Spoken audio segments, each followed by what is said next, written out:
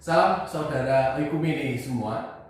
Pada saat ini kita akan bersama-sama ngobrolin sebuah hal yang begitu menarik tentang perizinan gereja. Perizinan gereja itu selalu membawa getar-getar yang menyenangkan, tetapi juga di dalamnya ada permasalahan yang memang tidak mudah untuk diobrolkan. Nah, salah satunya adalah kasus perizinan gereja yang ada di wilayah Surabaya, khususnya Surabaya Barat, yaitu GKI Citraland. Langsung di sini dari gedung PGIW Jawa Timur yang ada di wilayah Surabaya, kita akan ngobrol bersama dengan dua rekan kita yang tentunya sangat top. Karena yang pertama adalah Pendeta Andri Purnawan, yaitu Ketua 1 PGIW Jawa Timur, tetapi juga menjadi pendeta yang ikut mendampingi proses perizinan ini. Dan juga yang kedua ada Pendeta Slamet yang menjadi sekretaris di PGIW Jawa Timur, tetapi juga menjadi anggota FKUB yang sejak awal ikut mengawal dan juga mendampingi proses perizinan ini. Nah, kita akan ngobrol banyak karena berita yang sudah muncul katanya sudah selesai. Apakah memang demikian? Kita akan tanyakan. Ini yang pertama, kita akan ngobrol dengan Pendeta Andri Purnawan, gitu ya, yang sampai detik ini in charge ataupun yang secara langsung mendampingi. Ada ungkapan yang di masyarakat sudah ada yang ngomong, di berita juga katanya kasusnya sudah selesai. Apakah memang benar sudah selesai? Tapi mungkin bisa dijelaskan dulu di awal latar belakangnya bagaimana. Ya, jauh dari selesai Pendeta Nanda. Jadi GKI Citraland ini kan baru menggegerkan publik akhir-akhir ini. Tapi sebetulnya persoalannya itu sudah mulai tahun 2011. Ceritanya, ini sebuah komunitas Gereja Kristen Indonesia yang ada di Citraland sejak 2004. Karena mereka makin berkembang, pada saat itu GKI itu memohon kepada developer untuk memiliki sebidang tanah untuk dibangun sebagai gereja. Lalu developer Citraland menawarkan satu-satunya lahan yang bisa dibangun sebagai fasilitas umum rumah ibadah itu terletak di wilayah Bukit Bali Citraland. Nah, karena tidak ada pilihan, waktu itu GKI ya sudah, kami mengambil tanah itu, dibayar dengan nyicil 60 kali. Bayangkan itu pada saat itu harganya per meter itu 1,3 juta. Itu pun berat bagi komunitas kecil di Citraland yang pada saat itu masih beranggotakan sekitar 150-an orang. Sekarang sudah 400-an. Setelah dicicil lunas, waktunya bangun, kami ngurus izin. Kami membayangkan prosesnya mudah karena ini Citraland, ya kan? Ternyata tidak semudah yang diduga. Karena wilayah lahan Bukit Bali ini secara administratif ikut di Kelurahan Lakar Santri. Dan ketika proses itu hendak ditempuh, tanda tangan dari warga sudah diambil, ada keberatan dari kelompok tertentu untuk ada gereja di wilayah Lakar Santri. Yaitu ceritanya, dan sampai sekarang kasusnya masih gantung. Jadi kalau ada statement bahwa ini sudah selesai, itu menurut saya sebuah statement yang prematur, yang tujuannya meredakan suasana supaya tidak panas. Surabaya ini kan kota adem tuh, tapi sajane kan ya adem-adem panas gitu ya. Nah, ya, secara fisik memang belum selesai sebenarnya. Belum, masih jauh itu prosesnya dan berliku-liku. Iya. Padahal secara persyaratan sudah oke awalnya dalam sejak awal upaya untuk memenuhi syarat-syaratnya itu sebenarnya semua sudah oke. Oh ya, jelas, karena kalau di dalam peraturan bersama Menteri tentang pendirian rumah ibadah itu kan aturan yang paling baku adalah harus punya 90 tanda tangan anggota jemaat dan 60 tanda tangan warga sekitar. Nah, ini ada 2 kali proses pengambilan tanda tangan ini. Di 2011 tuh GKI Citraland punya 130 tanda tangan persetujuan warga. 130? Iya, yang itu kemudian dianulir dengan berbagai alasan oleh pihak yang menentang itu. Dan pada saat itu warga masyarakat yang menentang berhasil menggunakan tangannya Muspika menurut saya. Jadi Muspika dengan warga dalam arti RT RW berkumpul dan kemudian memberikan rekomendasi agar GKI Citraland itu relokasi di wilayah yang lain. Oh, berarti malah ada opsi relokasi juga. Ya, relokasi itu kan sebetulnya bahasa lain dari ya wis koyo aja ning kene ngono lho. Ya kan, itu kan bahasa yang ya itu tadi adem-adem panas. Adem-adem panas.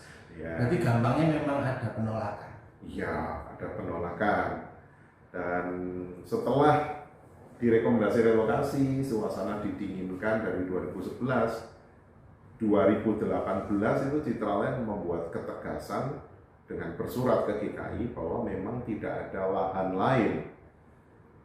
Jadi dari rekomendasi warga Lakar Santri itu relokasilah, dari surat Citraland GKI seolah-olah direkomendasi adalah yo kalau mau bangun gereja ya satu-satunya tempat di situ saja. Maka kami ngurus lagi.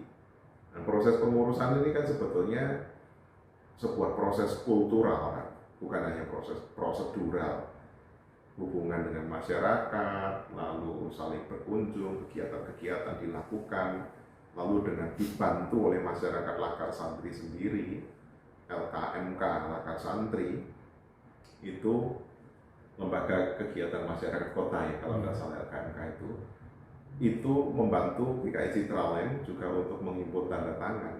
Terkumpullah 190 tanda tangan warga. 190. Padahal secara syarat itu hanya membutuhkan 60. Berarti sudah lipat 3 hitungannya.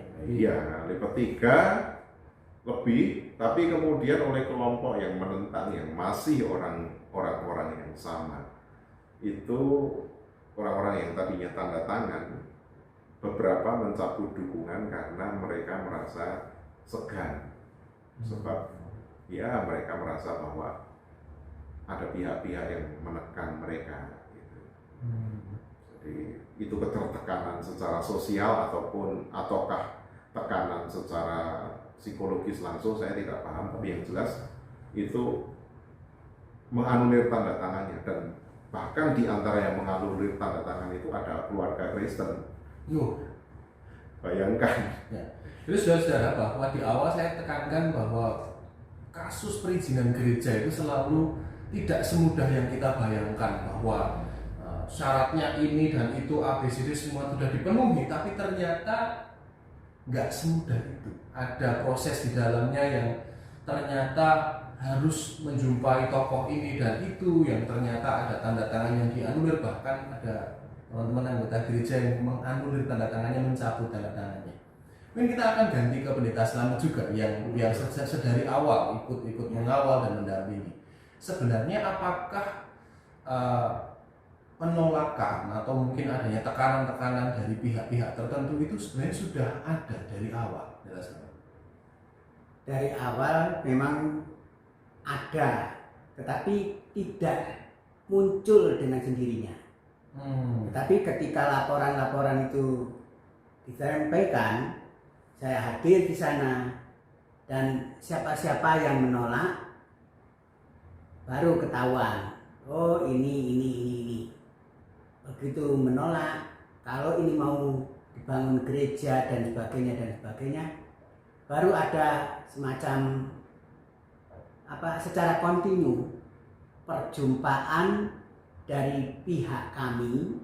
Pihak kami ini maksudnya FKUB di sini. FKUB dan juga masyarakat di sana. Sudah beberapa kali. Jadi teman-teman untuk mengingatkan lagi, Pendeta Slamet ini tergabung di FKUB yang juga ikut mengawal, ikut mendampingi gitu.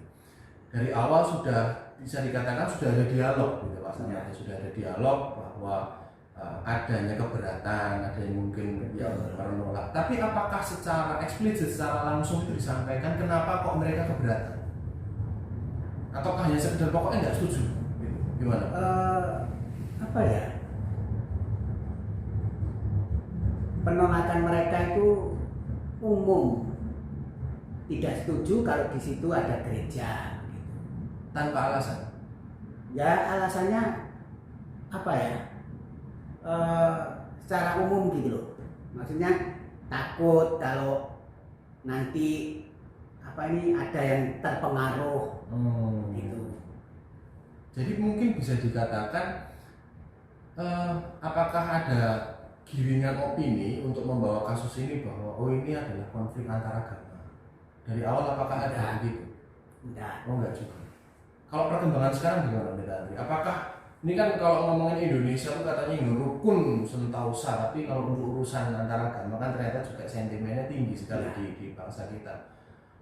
Update untuk yang sekarang apakah giringan opininya ke sana atau mungkin ada yang digeret ke ranah-ranah tertentu? Kalau opini yang dibangun oleh kelompok penolak yang jumlahnya ini sebetulnya tidak terlalu besar menurut saya. Mereka mengatasnamakan mayoritas. Jadi opininya adalah membenturkan mayoritas dan minoritas. Itu. Lalu opini yang kedua adalah gereja ini dibangun di dekat perkampungan warga. Jadi konsep atau persepsi dekat itu kan bisa berbeda-beda ya.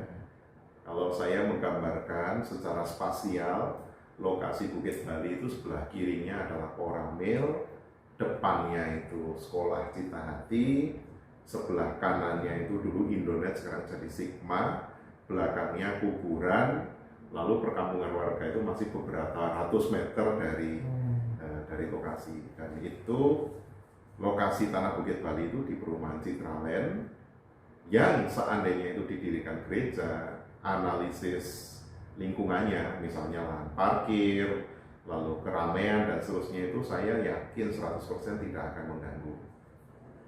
Jadi opini bahwa ini dibangun di tengah-tengah warga, lalu warga tidak membutuhkan gereja, itu bagi saya opini yang lemah, karena justru kan banyak orang Kristen di sekitar lahan Bukit Bali yang Citraland itu.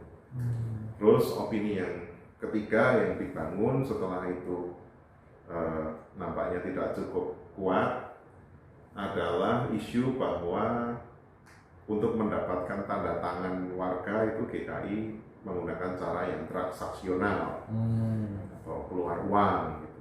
Nah itu sebuah isu yang tidak berdasar.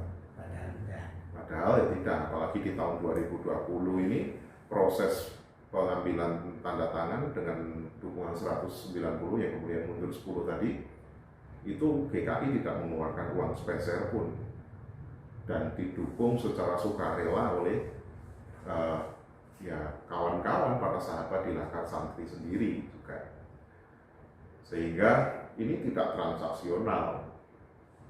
Dan kalau itu kemudian ada warga, memang ada warga tertentu di dekat lokasi yang paling dekat ya, RT RW yang paling dekat dengan lokasi itu tidak berani memberikan dukungan, yaitu memang ada ditarik-tarik ke urusan isu keagamaan menurut saya. Karena tadi yang dikatakan Pendeta Slamet bahwa ini nanti kehadiran gereja bisa mempengaruhi atau bisa menjadi alat semacam penginjilan dan seterusnya. Padahal ketakutan-ketakutan yang seperti itu tidak beralasan. Kenapa saya mengatakan tidak beralasan? Untuk dialamatkan kepada GKI, sebab GKI sudah jelas statement tentang pekabaran Injil itu adalah dibangun dalam kata dan karya, dalam kooperasi, dalam kebersamaan dan persahabatan dengan umat beriman yang lain. Dan dalam track recordnya Gereja Kristen Indonesia bisa dicek itu di Jawa Timur semua punya hubungan yang baik dengan kawan-kawan lintas iman, termasuk kawan-kawan NU, Muhammadiyah, dan kawan-kawan lintas iman yang lain. Dan ini isu sebetulnya isu politik ini,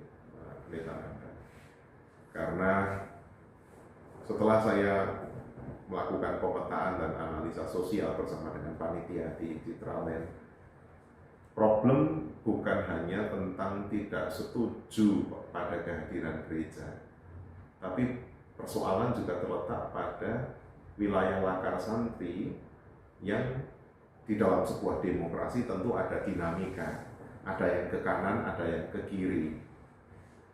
Nah, kalau sudah begitu, ada kelompok yang mendukung, ada kelompok yang menolak, dan kelompok yang mendukung dan menolak ini punya sejarah juga menurut saya terkait dengan kepentingan-kepentingan yang lain.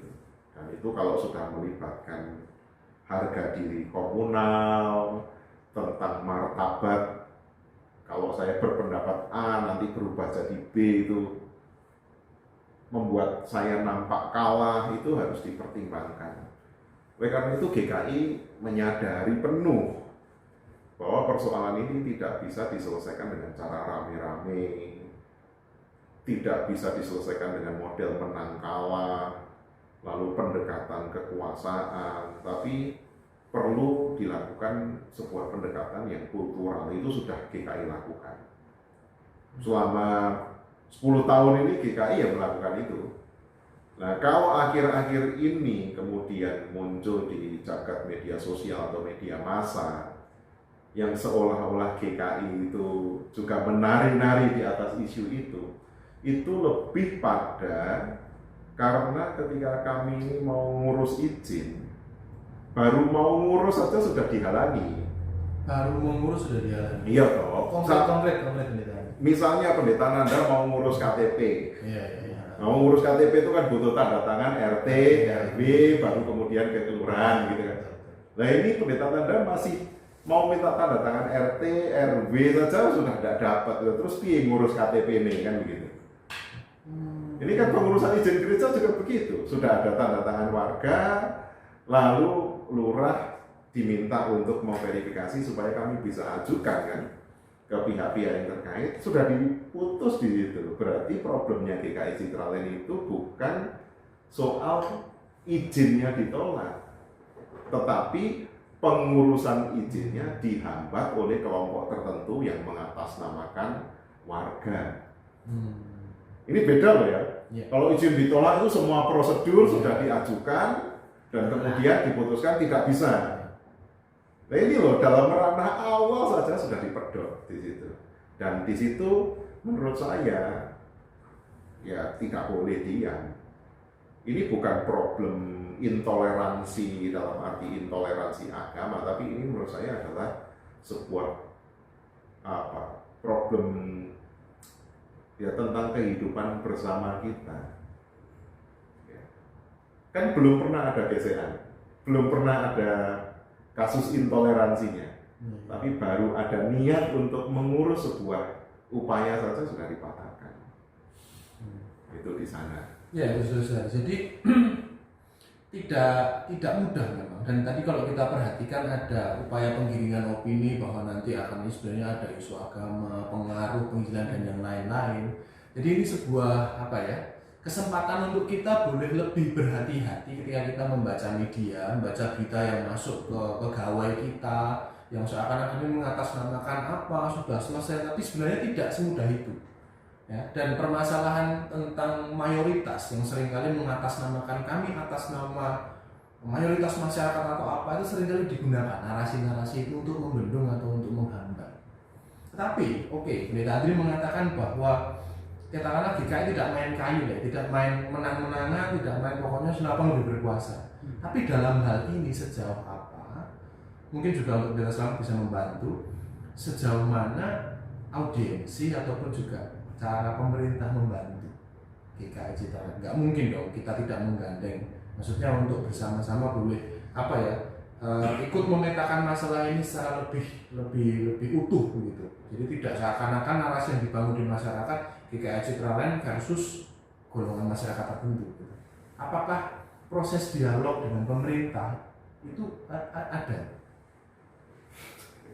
Kalau pemerintah itu yang dimaksudkan adalah kelurahan dan kecamatan. Iya.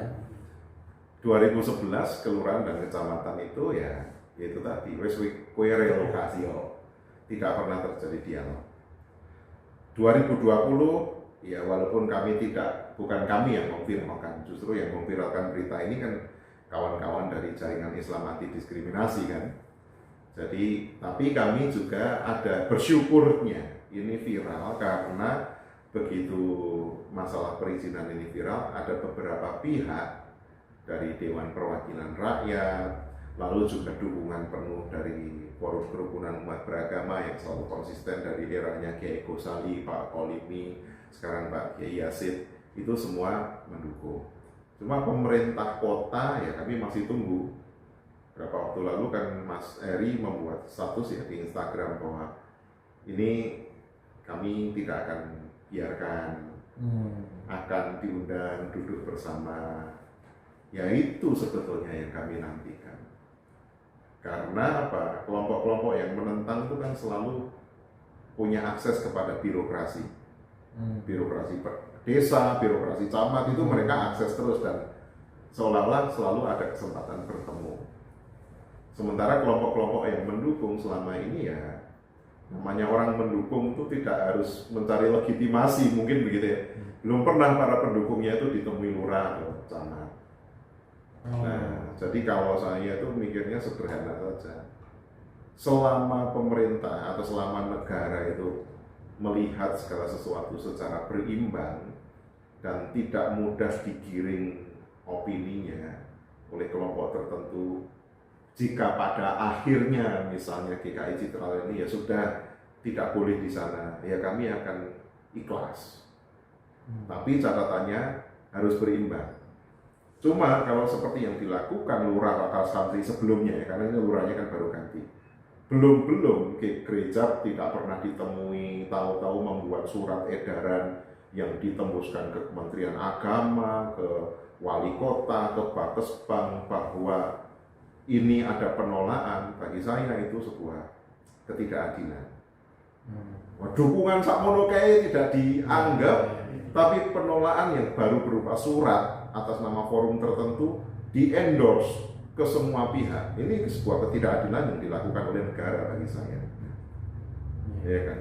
Jadi kami sama sekali tidak punya keinginan memaksakan pendapat harus disetujui, melawan semuanya, tidak. Tapi mohon dipahami, 10 tahun ini sama sekali belum pernah ada yang mau mendengar kami kecuali FKUB. Nah, FKUB itu kan organisasi yang dibentuk oleh negara dalam arti ini untuk memfasilitasi ini ya. Tetapi ada lembaga-lembaga pengambil kebijakan yang mestinya bisa terlibat di sini. Dan jangan biarkan kemudian tanpa mendengar dari gereja, hanya mendengar dari persepsi publik, terus diambil kebijakan-kebijakan tertentu. Ya, itu yang sebetulnya GKI Citraland itu ingin persoalannya itu menjadi sebuah pelajaran bersama. Berimbanglah, kalau memang gak didukung belas ya ojo dikei izin gitu. Ya kan gitu kan. Tapi ini kan dengan pendukung yang begitu banyak, proses yang begitu panjang, segala hal kultural yang sudah dilakukan diabaikan begitu saja hanya karena beberapa kelompok yang tahu akses politik dan birokrasi memangkas itu menurut saya ya ketidakadilan. Ya. Kalau boleh bertanya lebih jauh, apakah di Indonesia ini akhirnya kalau kita berbicara tentang dialog, duduk bersama yang katanya adalah kultur kita, dengan kasus Citral yang sudah 10 tahun ini, apakah bisa dikatakan kayak klise lah ngomong dialog itu kayaknya kok nyatanya prosedur sudah dipenuhi, tanda tangan bahkan tidak hanya 60 tapi 190 ya, ada catatan beberapa yang menolak, mencabut ya. Menurut Pendeta Andri dan mungkin Pendeta Slamet gimana? Apakah masih ada harapan kalau kita ngomong masalah dialog, duduk bersama, mungkin mediasi dilakukan, apakah sebenarnya itu masih mungkin itu dilakukan? Kalau saya masih sangat percaya pada dialog. Sebab satu-satunya jalan bagi saya itu adalah duduk bersama. Seandainya, ini mimpi kami ya, diberi waktu untuk ngopi bareng, yus neng warung lah duduk bersama. Ya apa sih cak karep musa gitu ngomong begitu. Lalu jalan dialog akan menjadi prioritas bagi kami dan itulah yang kami lakukan saat ini. Dan bahwa yang terjadi itu bukan dialog tidak efektif, tetapi adalah biasanya pihak yang kontra itu menghindari dialog. Sejauh catatan saya belum pernah ada pertemuan dialogis yang entah difasilitasi oleh pemerintah atau FKUB atau siapapun dengan pihak yang datang. Jadi saya masih megang tuh janjinya Mas Eri itu. Kami akan undang duduk bersama. Di Instagram itu saya nulis, siap Mas, saya nantikan. Semakin cepat Mas Eri itu mengundang semua pihak untuk berbicara dari hati-hati secara jujur dan didengar juga secara jernih, makin lego gereja. Makanya undang ke Mas Eri gitu. Mas Eri, undang Mas Eri. Ya. Ya. Kalau Benda Selamat sendiri, maksudnya apakah FKUB sebenarnya juga punya sejauh apa FKUB itu, misalkan saja kalau tadi kita ngomong pintu dialog, pintu duduk bersama, sejak awal mengawal GKI Citraland itu, apakah ada sebuah inisiatif untuk mengumpulkan orang-orang, maksudnya mungkin stakeholder-stakeholdernya yang mungkin punya peran di sini, entah itu yang peran secara langsung warga sekitar atau mungkin bisa dikatakan muspika sekitar begitu, dengan orang-orang yang kontra bahkan. Apakah sempat ada upaya untuk itu? Upayanya ada, tetapi seperti itu belum pernah dilakukan. Belum pernah itu kenapa? Kan menolak atau? Ya, belum pernah dilakukan karena begitu mendengar ada penolakan, maka kami berhenti sejenak, tarik napas sejenak supaya tidak panas juga. Iya, begitu. Nah, begitu sudah ada kesempatan untuk masuk bicara, maka berbicaralah kita semua. Itu. Ya sudah. Jadi sekali lagi saya ingin mengatakan bahwa ketika kita membaca sebuah berita ataupun isu yang terlempar ke masyarakat, ke kuping kita atau lewat mungkin obrolan santai, itu kita harus menanggapinya dengan bijak, dan kalau bisa ya kita melakukan klarifikasi ke teman-teman yang bersangkutan langsung. Jadi supaya kita juga lebih clear, kita lebih dewasa dalam membaca berita yang ada dalam masyarakat di sekitar kita semuanya.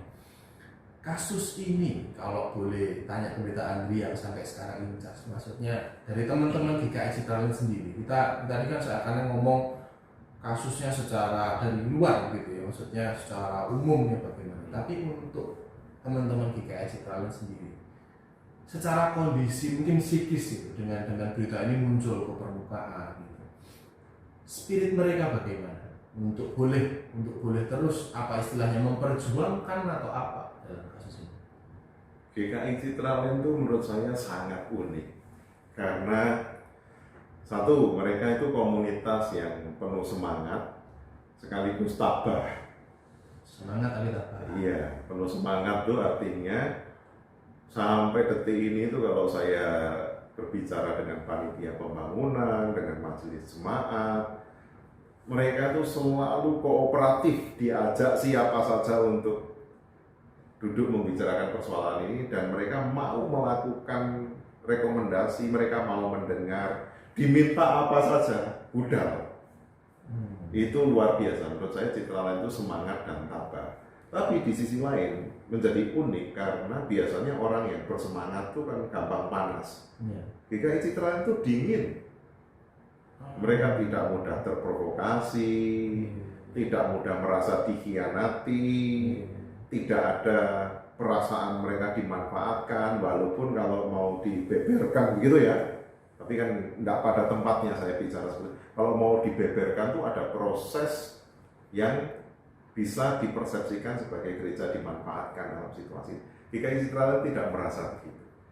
Jadi saya senang sekali sebetulnya dan turut bangga dengan apa yang dilakukan GKI Citraland. Dan mereka ini menurut saya harus ditolong. Justru dengan semangat, ketabahan, kesabaran dan keikhlasan mereka, mereka harus menjadi barometer keadilan dan sekaligus toleransi di Surabaya. Kalau kelompok yang seperti ini saja kemudian ditempatkan sebagai pihak yang disuruh ngalah, ndak nih oleh orang bilang, apalagi kelompok-kelompok yang tidak punya semangat, yang rapuh, yang mudah teragitasi, terus pasti dipinggirkan. Nah, saya masih sangat percaya dengan FKUB yang sekarang juga yang saya dengar hampir semua masalah perizinan gereja beres di tangan FKUB sekarang. Jadi saya menaruh ekspektasi yang cukup tinggi di sana. Tapi kalau istilahnya proses ini terlalu banyak diredam, 10 tahun ini kurang suyopo, Pak Slamet ya, suruh silent lagi, itu pendekatan yang sudah terbukti tidak efektif. Kalau ada masalah ya duduk bareng. Kan diredam itu kan kalau warna sama-sama emosi, arep bacokan ya itu diredam. Itu loh tidak ada gitu. Di masyarakat sekitar loh kondusif. Yang panas itu adalah persepsi publik yang dibangun oleh kelompok ini di WA grup warga, di media-media sosial. Persepsi publiknya yang dibangun seolah-olah ini panas. Jadi menurut saya tidak bisa ditunda untuk segera duduk bersama, ketemu, dan pasti dingin kok. Ketika ketemu saya yakin lah, kami sudah memetakan orang-orang yang menolak itu juga bukan orang-orang yang dari aliran garis keras, yang radikal, yang menolak orang agama lain, bukan loh. Mereka itu adalah dari orang kalangan moderat juga. Jadi kasusnya GKI Citra ini nggak bisa disamakan dengan kasus-kasus penolakan gereja di tempat lain yang biasanya dimotori oleh kaum radikal, ini enggak. Ya ini orang-orang nasionalis juga, orang-orang yang dalam tanda kutip rahmatan lil alamin juga. Itulah kenapa tadi mengatakan bahwa ya ini ya politik juga, pokoknya memang ada kepentingan politik juga. Tapi kita di sini melihat bahwa GKI Citraland sendiri tidak ngelokro begitu saja, tidak lesu begitu saja, tetapi juga tidak ambisi ya. Bisa saya katakan tidak ambisi. Pokoknya itu menang enggak juga. Tapi menjalani ini dengan penuh keikhlasan gitu ya. Diajak bekerja sama, diajak untuk duduk bareng. Bahkan kalau boleh saya bilang mungkin GKI Citraland menunggu ya adanya proses dialog ya lungguh bareng untuk menyelesaikan ini dengan terbuka, dengan clear, bukan dengan pokoknya menang-menangan. Tetapi inilah mungkin menjadi potret kehidupan yang ada di wilayah kita, entah itu wilayah Surabaya atau wilayah Indonesia, bahwa ya mungkin kasus ini menjadi sebuah PR untuk kita semua, bahwa ada hal yang memang tidak baik-baik saja, ada hal yang harus kita tindak lanjuti. Kalau tadi bahasan Pendeta Andri, GKI Citraland itu harus ditolong. Nggak tahu ini nanti siapa yang akan menyaksikan ini, akan tetapi ini menjadi sebuah undangan untuk kita semua boleh merampungkan PR kita bersama. Jadi seakan-akan kehidupan yang rukun di Indonesia itu bukan sekedar slogan ataupun sebagai tema-tema saja, tetapi sebuah perjuangan kita bersama. Bukan untuk mengalahkan satu pihak yang lain, bukan untuk menjatuhkan pihak yang lain, tapi kemudian mencari keadilan yang benar-benar berdiri dalam keadilan itu sendiri. Mungkin dari Pendeta Andri ada yang mungkin mau disampaikan lebih lanjut, maksudnya untuk menginformasikan pada teman-teman semua tentang kasus ini, tentang perkembangannya, apa yang bisa kita lakukan, mungkin juga sebagai gereja-gereja yang bertetangga dengan yang lain. Pesan saya adalah gereja-gereja lain ataupun orang Kristen yang lain dan bahkan seluruh masyarakat Indonesia yang lain, jangan hanya jadi penonton. Karena saya tuh merasakan sekali bahwa ketika ada advokasi dari berbagai pihak, itu tuh sangat berarti bagi GKI Citraland.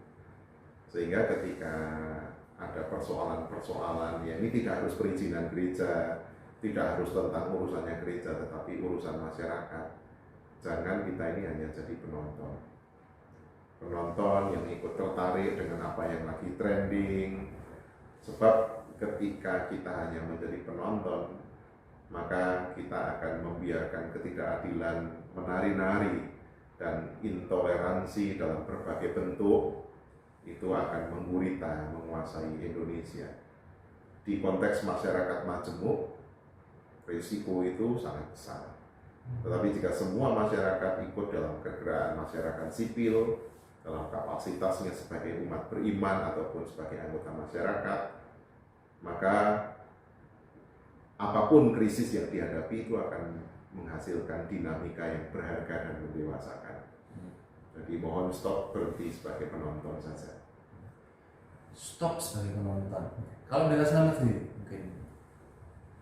Kalau yang saya titipkan, jadilah pelaku dalam pengharapan.